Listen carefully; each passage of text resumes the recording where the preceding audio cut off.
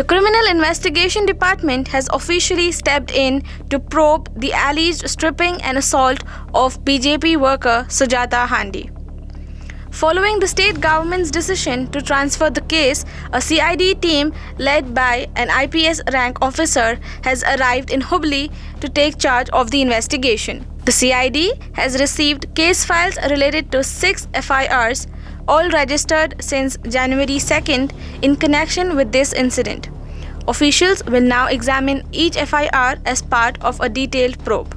The investigation was handed over to the CID along with 5 other related cases, citing the sensitivity and gravity of the matter.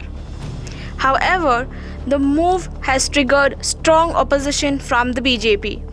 The BJP has demanded that the case be investigated under the supervision of a sitting or retired judge, questioning the state government's decision to hand it over to the CID.